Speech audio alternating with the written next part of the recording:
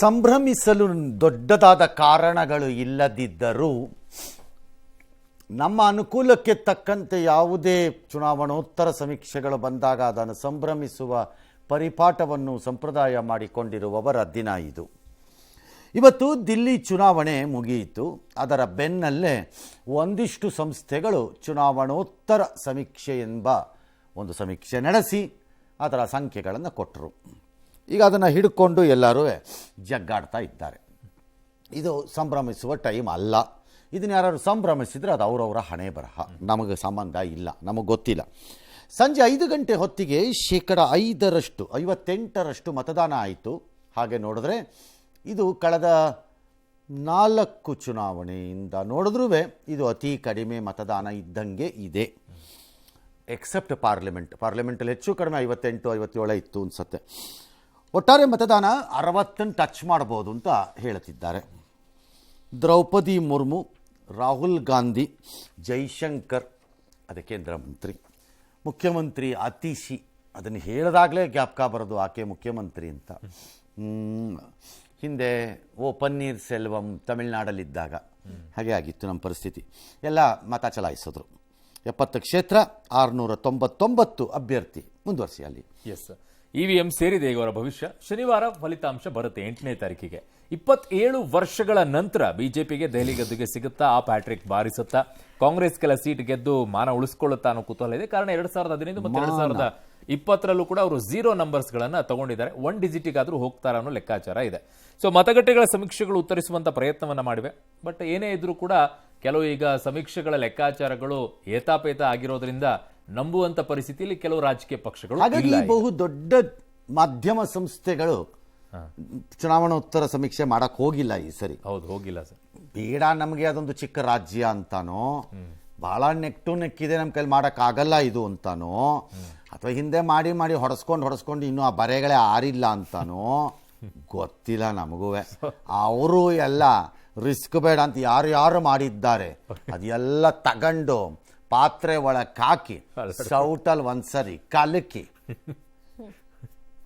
ಚಿತ್ರಾನ್ನ ಮಾಡಿ ಹದ ನೋಡಿ ಕಪ್ಪಗಾಕಿ ದೇಶಕ್ಕೆ ಕೊಟ್ಟಿದ್ದಾರೆ. ಅಷ್ಟೇ ಅವ್ರು ಮಾಡಿರೋ ಕೆಲಸನೂ ಅಷ್ಟೇ. ನಾವು ಏನು ಮಾಡ್ತಾ ಇದ್ದೀವಿ ಅದೇ ಅವರು ಮಾಡಿರೋದು. ರಾಷ್ಟ್ರೀಯ ಮಾಧ್ಯಮದವರು ಅದಕ್ಕಪ್ಪ ಮಾಡಲಿಲ್ಲ, ಮಾಡಬೇಕಿತ್ತು. ನಿಮ್ಗೆಲ್ಲ ಗೊತ್ತಿದೆಯಲ್ಲಪ್ಪ, ಯಾರು ಮಾಡೇ ಇಲ್ಲ ಸರ್. ಮಾನ ಮರ್ಯಾದೆ ಪ್ರಶ್ನೆ ಎತ್ತುತ್ತಾರೆ ಇವರು. ನಮ್ಮ ಸಹೋದ್ಯೋಗಿ ಕಾಂಗ್ರೆಸ್ ರಾಜಕಾರಣದಲ್ಲಿ ಮಾನ ಮರ್ಯಾದೆ, ಸೋತ ತಕ್ಷಣ ಕುಸ್ತು ಬಿದ್ದು ಹೋಗ್ಬಿಟ್ಟೆ, ಗೆದ್ದ ತಕ್ಷಣ ಹಾರಿ ಮಾರ್ಸ್ಕೋಗಿ ಬಂದುಬಿಡ್ತೀನಿ ಅಂತ ಹೋದೆ, ಇದೆಲ್ಲ ಇರಬಾರ್ದು. ಇದೆಲ್ಲ ಬರ್ತಾ ಇರುತ್ತೆ, ಹೋಗ್ತಾ ಇರುತ್ತೆ. ಕಾಂಗ್ರೆಸ್ಗೆ ಇದೆಲ್ಲ ಹೊಸದಲ್ಲ. ಕಾಂಗ್ರೆಸ್ಸು ದಿಲ್ಲಿನಲ್ಲಿ ಹೆಚ್ಚು ಕಡಿಮೆ ಸತ್ತೋಗಿದೆ. ಇನ್ನು ಅದಕ್ಕೆ ಮಾನ ಎಲ್ಲಿಂದ ತಂದು ಕೊಡ್ತೀರಿ ನೀವು? 0 ಇಂದ 1 ಡಿಜಿಟಿಗಾದ್ರೂ ಬರ್ತಾರೇನೋ ಅಂತ ಹೇಳಿ ಸರ್. ಹಾಗೆ 15 ಮತ್ತು 20ರಲ್ಲಿ 1 ತಗೊಂಡು ಮ್ಯಾಟ್ರಿಸ್ ಅನ್ನೋ ಒಂದು ಸಂಸ್ಥೆ ಈಗ ಹೇಳ್ಕೊಂಡು ಹೋಗ್ತೀವಿ, ಇವರು ಇಷ್ಟಿಷ್ಟು ಕೊಟ್ಟಿದ್ದಾರೆ ಹಿಡ್ಕೊಳ್ಳಿ ಜನ. ಇವ್ರು ಯಾರೋ ಮ್ಯಾಟ್ರಿಸ್ ನೋಡಿದ್ರಲ್ಲ, 35-40 ಬಿಜೆಪಿ, 32-37 ಅವರು ಸ್ವಲ್ಪ ಸಮಬಲದಲ್ಲಿ ಇದ್ದಾರೆ. ಹೌದಾ? ಹೌದು. ಒಂದು ಪಾಯಿಂಟ್ ಹೇಳ್ಬಿಡ್ತೀನಿ, ಏನ್ ಸರ್, ಮುಂದಕ್ಕೆ ಎಲ್ಲವೂ ಬರುತ್ತವೆ. ಕೆಲವು ಆಪ್ ಗೆಲ್ಲತ್ವೆ ಅಂತಾರೆ, ಕೆಲವರು ಇವ್ರು ಗೆಲ್ತಾರೆ ಅಂತಾರೆ, ಎಂಥದೋ ಒಂದು ಕೊಡ್ತಾರತ್ಲ ಕಡೆಗೆ ಕೊಟ್ಕೊಳ್ಳಿ ಯಾವನರ್ವೆ. ಅಂಟಿಲ್ ಡೇ ಆಫ್ಟರ್ ಟುಮಾರೋ ನಾವೇನು ಮಾತಾಡೋಕೆ ಹೋಗಲ್ಲ, ನಮ್ಗೆ ಯಾಕೆ ಬೇಕು? ಯಾಕಂದರೆ ಮಹಾರಾಷ್ಟ್ರ ಆದಮೇಲೆ ಏನು ಹೇಳೋದಕ್ಕೆ, ಹರಿಯಾಣ ಆದಮೇಲೆ, ಮೊನ್ನೆ ಕೇಂದ್ರದ್ದು ಲೋಕಸಭಾ ಚುನಾವಣೆನೂ ಆದಮೇಲೆ ಸುಮ್ಮನೆ ಬಾಯಿ ಮುಚ್ಕೊಂಡಿರೋದು ಸೇಫು ನನ್ನ ಪ್ರಕಾರ. ಸುಮ್ಮನೆ ನಮಗೂ ಗೊತ್ತಿದೆ ಹಿಂಗಿರ್ಬೋದು, ಮಾಡ್ಬೋದು, ಹಾಗೆ ಆಗತ್ತೆ ಅಂತ ಹೇಳಬಾರ್ದು ಅಷ್ಟೇ. ಒಂದು ವೇಳೆ ಆಪ್ ಭಾಳ ಜನ ಆಪನ್ನು ಈ ಫಲಿತಾಂಶಗಳು ಬಂದ ಮೇಲೆ ಎಲ್ಲ ಚುನಾವಣೋತ್ತರ ಸಮೀಕ್ಷೆಗಳದ್ದು ಹೆಚ್ಚು ಕಡಿಮೆ ಗುಡಿಸ್ಬಿಟ್ಟು ಅದರದ್ದೇ ಪರಕೆನಲ್ಲಿ ಗುಡಿಸ್ಬಿಟ್ಟು ಪಕ್ಕಕ್ಕೆ ಹೇಳ್ತಾ ಟ್ರೈ ಮಾಡ್ತಿದ್ದಾರೆ. ನನ್ನ ಪ್ರಕಾರ ನಾಟ್ ಕರೆಕ್ಟ್. ಹೌದು, ನನ್ನ ಪ್ರಕಾರ ಆಪು ಆ ಪರಿಸ್ಥಿತಿಲಿ ಇದೆ ಅಂತ ನನಗೇನು ಅನಿಸಿಲ್ಲ. ಇಲ್ಲ ಸರ್, ಇನ್ನೂ ಹಂಗಿದ್ದಂಗಿಲ್ಲ. ಸೋಲ್ಬೋದು, ಸರ್ಕಾರ ರಚನೆ ಮಾಡೋಕ್ಕಾಗತ್ತೋ ಬಿಡುತ್ತೋ ನಂಗೆ ಗೊತ್ತಿಲ್ಲ, ಬಟ್ ಆ ಪರಿಸ್ಥಿತಿಲಿಲ್ಲ. ನೀವು ಗುಡಿಸಿ ಬಿಸಾಕೋ ಲೆವೆಲಲ್ಲಿ ಇಲ್ಲ ಅದು. ಕಾರಣ ಕಾಂಗ್ರೆಸ್ ಥರ ದಿಲ್ಲಿನಲ್ಲಿ ಆಪ್ ಸತ್ತೋಗಿಲ್ಲ, ಬಿಜೆಪಿಗೆ ಸಡ್ಡು ಹೊಡೆಯೋ ಶಕ್ತಿನ ಉಳಿಸ್ಕೊಂಡಿದೆ. ಸೋಲ್ಬೋದು, that's a different issue. But there is a danger for AAP ಇದೆ. ಏನು ಸರ್? ಅರ್ಧ ಸಂಖ್ಯೆ ಅಂದರೆ 35+ ಗೆಲ್ಲಬೇಕು. ಹೌದು. ಒಂದು ವೇಳೆ ನಾನು ಇಲ್ಲಿ ನೋಡ್ತಾ ಇರೋದ್ರಲ್ಲಿ ಆಪ್ಗೆ 40 ಹೈಯೆಸ್ಟ್ ಇದ್ದಂಗಿದೆ ಆವ್ರೇಜಲ್ಲಿ. 40 ಬಂತು ಅಂತ ಇಟ್ಕೊಳ್ಳೋಣ, ಯಾರಿಗೆ? ಆಪ್ ಅವರಿಗೆ ಸರ್ಕಾರ ಉಳಿಸ್ಕೊಳ್ಳೋದು ಕಷ್ಟ. ಬಿಜೆಪಿ ಸುಮ್ಮನೆ ಕೂತ್ಕೊಳ್ಳೋದು ಕಷ್ಟ. 4-5 ಲೆಕ್ಕ ಜಾಸ್ತಿ ಇರ್ಬೇಕಲ್ಲ ಸರ್. ಹಾಗಾದ್ರೆ ಇವ್ರ ನಂಬರ್ ಜಾಸ್ತಿ ಇದ್ರೇನೆ ಅಲ್ವಾ ಸರ್ ಅವರು ಇವರು ಅಂದರೆ ಬಿಜೆಪಿ ಇರಲೇಬೇಕಲ್ಲ. ಕಾಂಗ್ರೆಸ್ 0 ಆದ್ಮೇಲೆ ಇನ್ನು ಯಾರಿಗೂ ಹೋಗ್ಬೇಕು? ಮಿಕ್ಕಿದೆಲ್ಲ ನಂಬರು ಬಿಜೆಪಿಗೆ 30 ನಂಬರ್ ಅವ್ರ ಹತ್ರ ಇರಬೇಕಲ್ಲ. ಹೌದು. ಹಾಗಾಗಿ ಆ ಪೇನರ್ 40ರಲ್ಲಿದ್ದರು. BJP ಅವ್ರನ್ನ ಬಿಡ್ತಾರಾ ಅಂತ ನನಗೊಂದು ಅನುಮಾನ ಇದೆ. 35 ಸೀಟ್ರೆ ಮಹಾರಾಷ್ಟ್ರದ ಕಷ್ಟ ಇದೆ. ನಾನು ಕರ್ನಾಟಕದಲ್ಲಿ ಇದನ್ನೇ ಪದೇ ಪದೇ ಹೇಳೋದು. ಶಿವಕುಮಾರು, ಸಿದ್ದರಾಮಯ್ಯನವರು ಸುಮ್ಮನೆ ಕರ್ನಾಟಕ ಜನನ ಹೆದರ್ಸಕ್ಕೆ, ಮಜಾ ತಗೊಳಕ್ಕೆ ಬಿಡಬೇಡಿ. ಅದನ್ನು ನಿಮ್ಮ ಮಾನ ಮರ್ಯಾದೆ ಹರಾಜು ಹಾಕೋತಿದ್ದೀರಿ ಅಂತ 136 138 ಇಟ್ಕೊಂಡು ನಮ್ಮ ಸರ್ಕಾರವನ್ನು ಅಸ್ಥಿರಗೊಳಿಸಲು ಟ್ರೈ ಮಾಡ್ತಿದ್ದಾರೆ ಅಂತ ಹೇಳಬೇಡಿ. ನಾಚಿಕೆ ಇಲ್ಲದೆ ಹೇಳುತ್ತೀರಿ ಅಷ್ಟೇ ಅಂತ ನಾನು. ಆಗಲ್ಲ ಅದು ಅಂತ ನನ್ನ ವಾದ. ಅದೇ ನೀವೇನಾದ್ರು 120ರಲ್ಲಿ ಇದ್ದಿದ್ದಿದ್ರೆ ಇಷ್ಟೊತ್ತಿಗೆ ನಿಮಗೆ ಮಕಾಡೆ ಮಲಗಿಸ್ಬಿಟ್ಟು 8-10 ಸೀಟ್ಗಳು ದೊಡ್ಡ ಕಳಿಸ್ಬಿಡೋರು ಮನೆಗೆ. ಹೌದು. ಎಸ್, ಹೇಳಿ ಯಾರ್ಯಾರಿಗೆ ಎಷ್ಟೆಷ್ಟು ಕೊಟ್ಟಿದ್ದಾರೋ ಅಷ್ಟು ಇಟ್ಕೊಳ್ಳಿ ಅವರು. ಎಸ್, ಮ್ಯಾಟ್ರೀಸ್ ಹೇಳ್ತಾ ಇದೆ ಅಲ್ಲಿ ಬಿಜೆಪಿ ಮತ್ತು ಆಪ್ ನಡುವೆ ಫೈಟ್ ಇದೆ, ಯಾರಾದರೂ ಬರ್ಬೋದು ಅಂತಿದ್ದಾರೆ. ಚಾಣಕ್ಯ ಸ್ಟ್ರಾಟಜೀಸ್ ಹೇಳ್ತಾ ಇದೆ ಬಿಜೆಪಿನೇ ಅಲ್ಲಿ ಅಧಿಕಾರಕ್ಕೆ ಬರುತ್ತೆ, ಆಪ್ ಬರಲ್ಲ ಅಂತ ಹೇಳಿ. JVC ಕೂಡ ಹೇಳ್ತಾ ಇದೆ ಬಿಜೆಪಿನೇ ಅಧಿಕಾರಕ್ಕೆ ಬರುತ್ತೆ ಅಂತ. ಪಿ ಮಾರ್ಕ್ ಹೇಳ್ತಾ ಇದೆ ಬಿಜೆಪಿ ಅಧಿಕಾರಕ್ಕೆ ಬರುತ್ತೆ ಅಂತ ಹೇಳಿ. ಪೀಪಲ್ಸ್ ಪಲ್ಸ್ ಕೂಡ ಹೇಳ್ತಾ ಇದೆ ಬಿಜೆಪಿ ಹೇಳ್ತಿಲ್ರಿ, ಆಪ್ ಹೇಳ್ತಿದೆ. ಅಲ್ಲ ಸರ್, ಪಿ ಮಾರ್ಕ್ ಹೇಳ್ತಾ ಇರೋದು 39-49 ಕೊಡ್ತಾ ಇದೆ ಬಿಜೆಪಿ ಕೊಡ್ತಾ ಇದೆ ಸರ್. ಪೀಪಲ್ಸ್ ಪಲ್ಸ್ ಹೇಳ್ತಾ ಇದೆ 51ರಿಂದ 60 ಬಿಜೆಪಿ ಇನ್ನೂ 8-6-10 ಸೇರಿಸಿದ್ರೆ ಹಾಗೆ ಹೋಗ್ತಿತ್ತು. ಹೈಯೆಸ್ಟ್ ನಂಬರ್ ಕೊಟ್ಟಿದ್ದಾರೆ ಸರ್. ಇನ್ನು ಪೋಲ್ ಡೈರಿ ಕೂಡ ಹೇಳ್ತಾ ಇದೆ ಬಿಜೆಪಿ ಅಧಿಕಾರಕ್ಕೆ ಬರುತ್ತೆ ಅಂತ. ಪೀಪಲ್ಸ್ ಇನ್ಸೈಟ್ ಕೂಡ ಹೇಳ್ತಾ ಇದೆ 40ರಿಂದ 44 ಬಿಜೆಪಿ ಅಂತಿದ್ದಾರೆ. ಇನ್ನುಳಿದಂತೆ ದೈನಿಕ್ ಭಾಸ್ಕರ್, ಮೈಂಡ್ ಬ್ರಿಂಕ್ ಮತ್ತು ವಿ ಪ್ರಿಸೈಡ್ ಅಂತೇನಿದೆ ಇವೆಲ್ಲವೂ ಕೂಡ ಆಮ್ ಆದ್ಮಿ ಪಕ್ಷ ಅಧಿಕಾರಕ್ಕೆ ಬರುತ್ತೆ ಅನ್ನೋ ಲೆಕ್ಕಾಚಾರಗಳನ್ನ ಕೊಡ್ತಾ ಇದ್ದಾರೆ. ಸರ್, ಸಹಜವಾಗಿ 10 ವರ್ಷ ಆಡಳಿತ ನಡೆಸಿದ ಮೇಲೆ ಆ ವಿರೋಧಿ 12 ವರ್ಷ ಆಡಳಿತ ವಿರೋಧಿ ಅಲೆ 12 ವರ್ಷ ಆಡಳಿತ ವಿರೋಧಿ ಅಲೆ ಇದ್ದೇ ಇರುತ್ತಲ್ಲ. ಇರಲೇಬೇಕು, ಬೇರೆ ದಾರಿ ಇಲ್ಲ. ಅದನ್ನು ಬೀಟ್ ಮಾಡೋದು ಸುಲಭ ಅಲ್ಲ. ಮೋದಿನೇ ಈಗ ಅನುಭವಿಸ್ಬೇಕಾಗಿ ಬಂತು ಅದನ್ನು. ಹೌದು, 3ನೇ ಟರ್ಮ್ 270 ಅಲ್ಲಿಂದ ಜಾಸ್ತಿ ಮುಂದಕ್ಕೆ ಹೋಗಿ ವಾಪಸ್ ಬ್ಯಾಕ್ ಟು 40 ಬಂದು ಕುತ್ಕೋಬೇಕಾಗಿ ಬಂತದು. ಅದಕ್ಕೆ ಅವರು 1000 ರೀಸನ್ ಕೊಡ್ತಾರೆ. ನಂದು ತಪ್ಪು ಮಾಡಿದ್ವಿ, ಸೆಲೆಕ್ಷನ್ ರಾಂಗ್ ಮಾಡಿದ್ವಿ, ಉತ್ತರ ಪ್ರದೇಶದಲ್ಲಿ ಹಂಗೆ ಮಾಡ್ಕೊಂಬಿಟ್ವಿ, ಹಿಂಗೆ ಮಾಡ್ಕೊಂಬಿಟ್ವಿ ಅಂತ. ಅದೇನು ಬೇಕಾದ್ರೂ ಇರ್ಬೋದು. 10-12 ವರ್ಷ ದೀರ್ಘಕಾಲ ಆಡಳಿತ ನಡೆಸಿದ ಮೇಲೆ ಯಾವುದೇ ಸರ್ಕಾರ ಆ್ಯಂಟಿ ಇನ್ಕಂಬೆನ್ಸಿನ ಫೇಸ್ ಮಾಡಬೇಕಾಗತ್ತೆ. ಫೇಸ್ ಮಾಡಿದ್ರೂ ಗೆಲ್ತಾರೆ ಕೆಲವು ಕಡೆ. ಅದನ್ನು ಆ್ಯಂಟಿ ಇನ್ಕಂಬೆನ್ಸಿ ಫೇಸ್ ಮಾಡಿದ್ರೂ ಗೆಲ್ತಾರೆ. ಆಗ 2 ಕಾರಣಕ್ಕೆ ಗೆಲ್ತಾರಷ್ಟೆ. ಒಂದು, ತಳಮಟ್ಟದಲ್ಲಿ ಆ ಪಕ್ಷ ಇನ್ನೂ ತನ್ನ ಹಿಡಿತವನ್ನು ಬಿಟ್ಟಿರಲ್ಲ, ಅದು ಆ ಪಕ್ಷ. ಎರಡನೆಯದು, ಆ ಪಕ್ಷವನ್ನು ವಿರೋಧಿಸಬೇಕಾದ ಪಕ್ಷಗಳು ಹೆಚ್ಚು ಕಡಿಮೆ ಶಕ್ತಿಹೀನವಾಗಿ ಸಣ್ಣಕ್ಕಾಗಿ ಕರಗೋಗ್ಬಿಟ್ಟಿರುತ್ತವೆ. ಲೈಕ್ ಡೆಲ್ಲಿನಲ್ಲಿ ಈಗ ಕಾಂಗ್ರೆಸ್ ಇದ್ದಂಗೆ. ಈಗ ಅಲ್ಲಿ BJP ಇಲ್ಲದೆ ಹೋಗ್ಬಿಟ್ಟಿದ್ದಿದ್ರೆ ಈ ಕಾಂಗ್ರೆಸ್ ಇರೋ ಪರಿಸ್ಥಿತಿ ಹೀಗೆ. ಈಗ ಸಂಭ್ರಮ ಏನು ಕಾಂಗ್ರೆಸ್ಸಲ್ಲಿ? 1 ಸೀಟ್ ಬಂದ್ರಿ, 7-8% ಓಟ್ ಬಂದುಬಿಟ್ರೆ. ಈ ಥರ ನಾಚಿಕೆನೂ ಇಲ್ಲ ಅವ್ರಗಳಿಗೆ.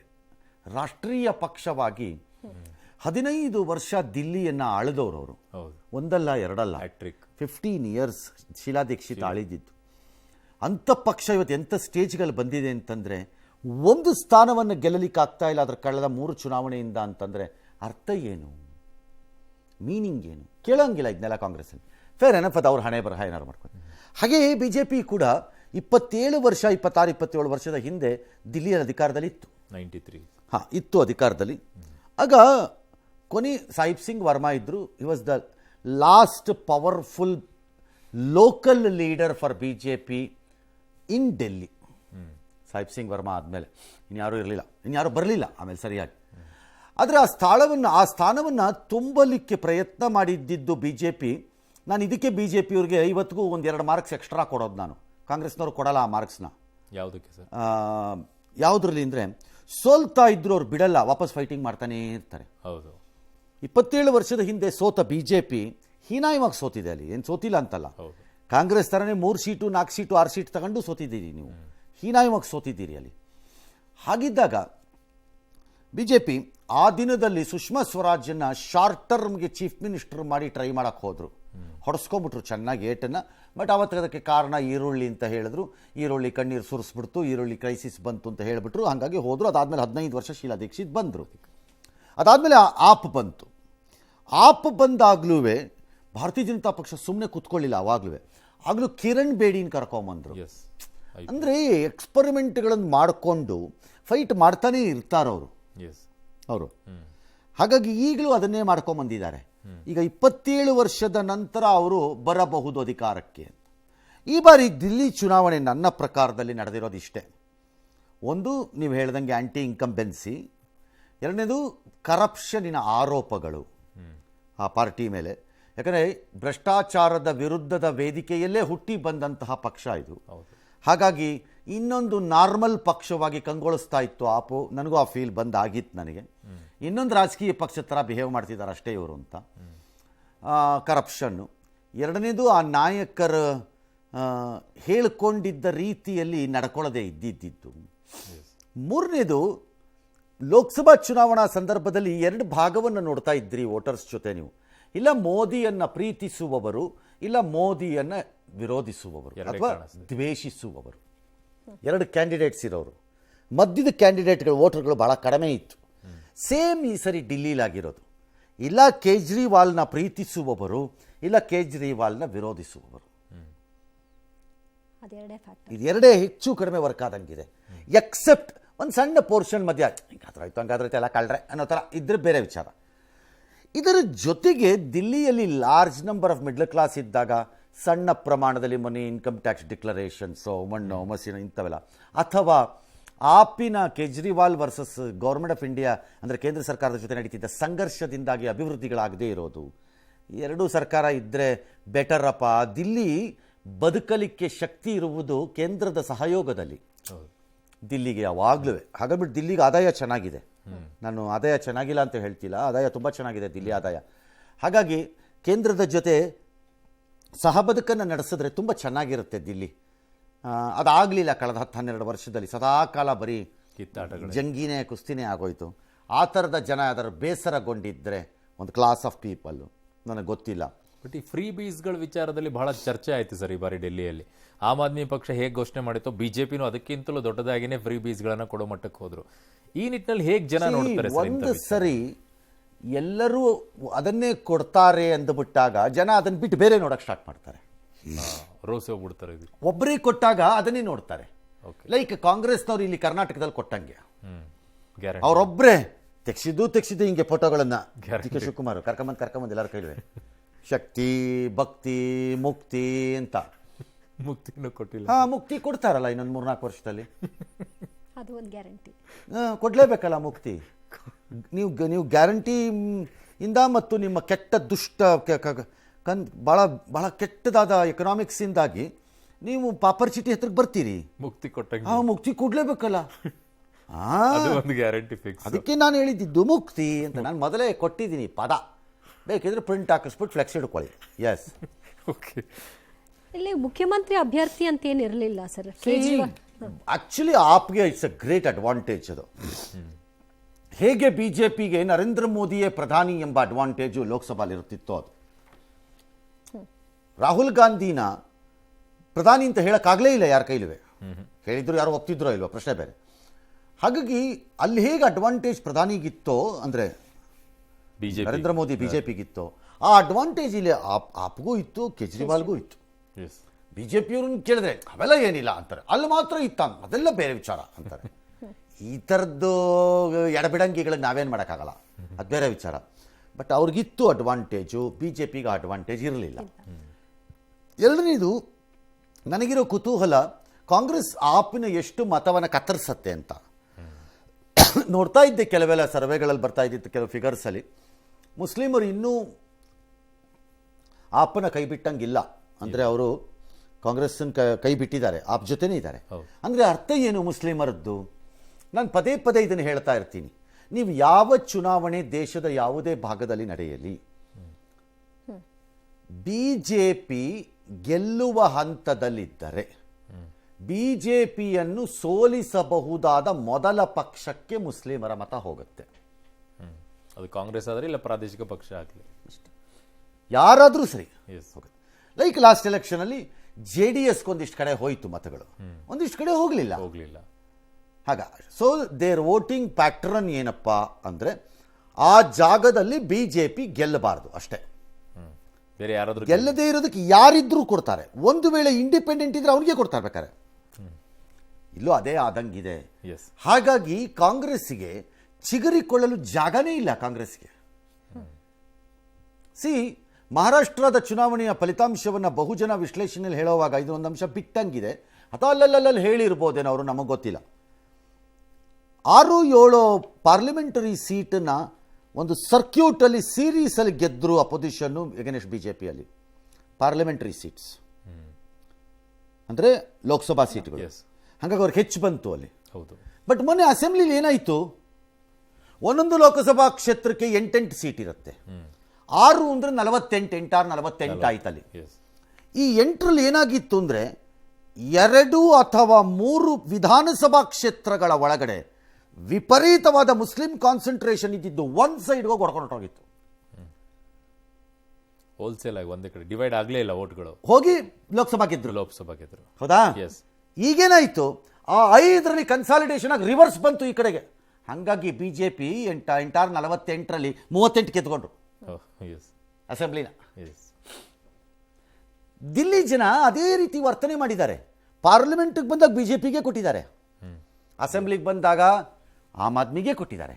ಈಗೇನು ಮಾಡ್ತಾರೋ ನಂಗೆ ಗೊತ್ತಿಲ್ಲ, ಯಾಕಂದರೆ ನಾನು ದಿಲ್ಲಿ ನನಗೆ ಗೊತ್ತಿಲ್ಲ, ದಿಲ್ಲಿ ದೂರ, ನನಗೆ ಹಿಂದಿನೂ ಬರಲ್ಲ. ಅದೆಲ್ಲ ಇವರಂಥವರು ದಿಲ್ಲಿಲಿ ಕೆಲಸ ಮಾಡಿ ರಾಷ್ಟ್ರ ರಾಜಧಾನಿ ಎಲ್ಲ ತಿಳ್ಕೊಂಡು ಅಂದರೆ ಜ್ಞಾನವನ್ನು ಪಡೆದಿರುವವರು. ಎಸ್ ಸರಿ. ಕಳೆದ 15 ದಿನಗಳಿಂದ ಕಾವೇರಿ 2.0 ತಂತ್ರಾಂಶದಲ್ಲಿ ಸಮಸ್ಯೆ ಉಂಟಾಗಿದೆ. ಪರಿಣಾಮ ರಾಜ್ಯದ 252 ಉಪನೋಂದಣಿ ಕಚೇರಿಗಳಲ್ಲಿ ಆಸ್ತಿ ನೋಂದಣಿ ಪ್ರಕ್ರಿಯೆನೇ ಆಗ್ತಿಲ್ಲ. ಇಸಿ ಪಡೆಯೋಕೆ ಜನ ಪರದಾಡ್ತಾ ಇದ್ದಾರೆ. ಉಪನೋಂದಣಿ ಕಚೇರಿಗಳಲ್ಲಂತೂ ಕಾವೇರಿ ಪೋರ್ಟಲ್ ಲಾಗಿನ್ನೇ ಆಗ್ತಿಲ್ವಂತೆ. ದಾಖಲೆಗಳು ಅಪ್ಲೋಡ್ ಆಗ್ತಿಲ್ಲ. ಅಪ್ಲೋಡ್ ಆಗಿರೋ ದಾಖಲೆಗಳನ್ನು ನೋಂದಣಿ ಆಗ್ತಿಲ್ಲ.